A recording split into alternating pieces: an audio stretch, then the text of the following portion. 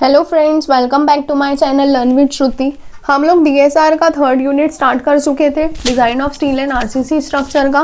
तो यूनिट का नाम है design and analysis of singly reinforced structures, जिसमें हमने थियरी पार्ट देख लिया था।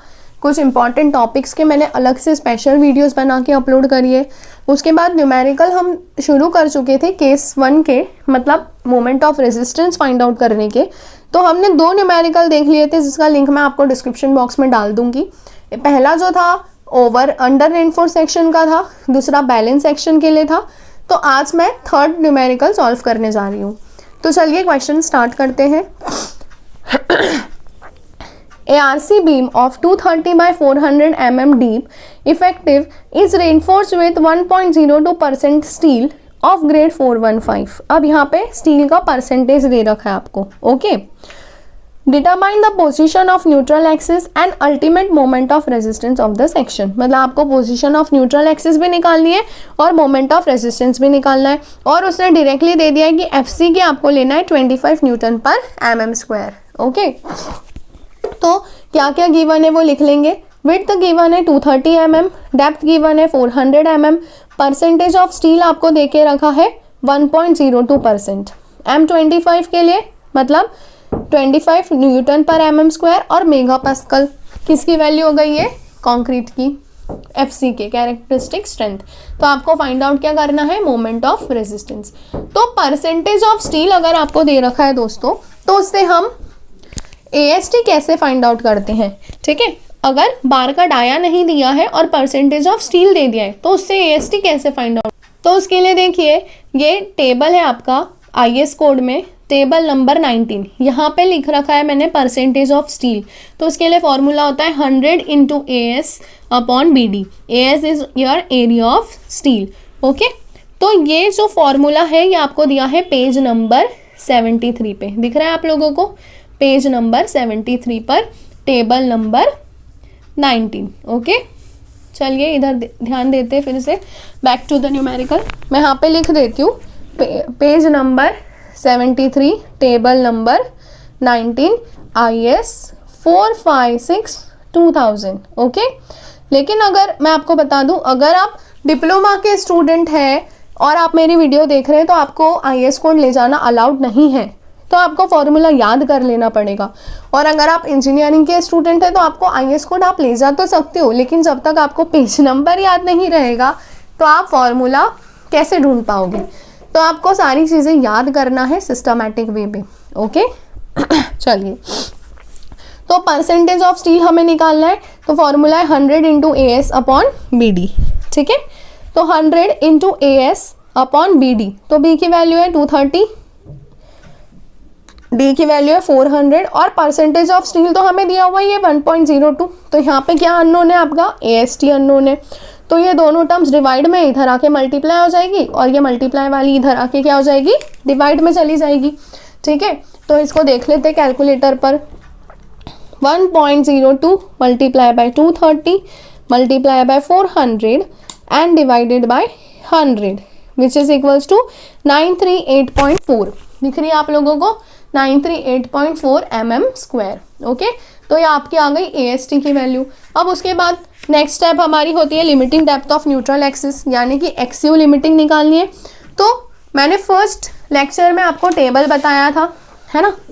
तो ये टेबल का आप स्क्रीनशॉट ले लीजिए, क्योंकि ये टेबल अगर याद रहेगा तो आपको वैल्यूज याद रहेगी। अभी इस क्वेश्चन के लिए हमें कौन सा दिया है?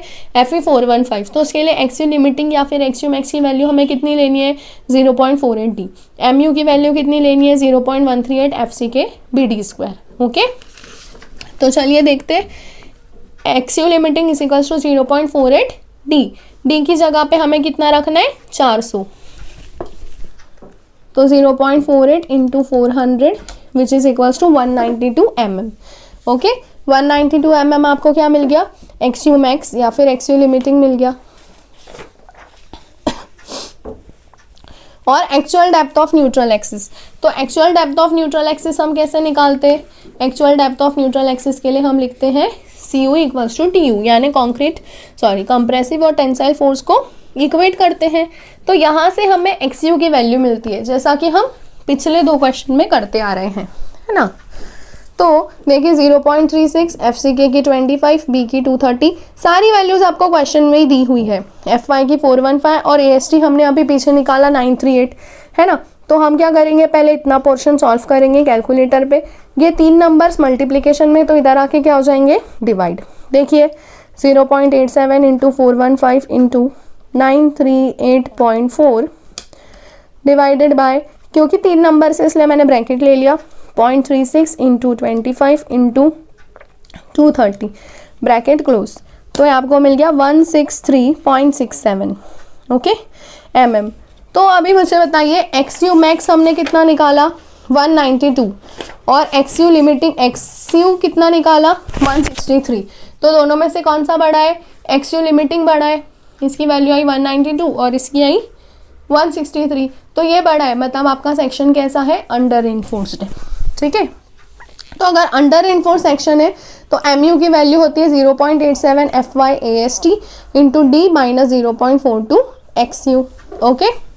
तो फॉर्मूले में आपको क्या करना है, वैल्यूज पुट अप करनी है,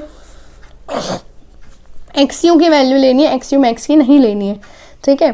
तो 0.87 into 415 into 938.4 into in bracket 400 minus again bracket, क्योंकि यहाँ पे 2 टर्म्स है, 0.42 इंटू 163.67 और 2 बार ब्रैकेट, क्योंकि हमने यहाँ पे 2 बार ब्रैकेट ओपन किया था, ठीक है। तो 112233501 इंजीनियरिंग दबाएंगे तो 112.23 इंटू 10⁻6 दिख रहा है आप लोगों को। तो ये आंसर हमें मिला। अगर ये काय में मिलेगा, न्यूटन mm में, तो इसको हम 10⁻6 से डिवाइड कर देंगे तो हमें मिल जाएगा किलो न्यूटन मीटर में, ठीक है। तो ये आपका था MU यानी कि मोमेंट ऑफ रेजिस्टेंस। तो फ्रेंड्स मैं आपको एक चीज़ बता दूं, जब आप लोग कैलकुलेटर पे इतनी बड़ी वैल्यू सॉल्व करते हो तो आपको ब्रैकेट्स कहाँ लगाने हैं। अगर जैसे यहाँ पे आप ब्रैकेट नहीं लगाते तो कैलकुलेटर क्या करता, 400 माइनस 0.42 करता, लेकिन बॉड मास क्या कहता है कि पहले इन दोनों का मल्टीप्लिकेशन होना चाहिए, फिर जो आंसर आएगा उसको आपको 400 से माइनस करना है, ठीक है। तो ये बेसिक चीज़ें आपको ध्यान में रहनी चाहिए, अदरवाइज जब आप कैलकुलेटर पे ये सारी वैल्यूज टाइप करते हो तो आंसर गलत हो जाता है, तो ऐसा मत करना। इसलिए जब भी मैं सॉल्व करती हूँ तो एकदम डिटेल में बताती हूँ कि कहाँ ब्रैकेट ओपन करना है, कहाँ ब्रैकेट क्लोज करना है, ठीक है। तो वीडियो को बिल्कुल ध्यान से देखा करिए। अगर आपको वीडियो पसंद आई हो तो लाइक करिए, शेयर करिए अपने दोस्तों के साथ। कुछ भी डाउट हो तो आप कमेंट बॉक्स में पूछ सकते हैं मुझसे, और हम मिलेंगे नेक्स्ट वीडियो में। Thank you.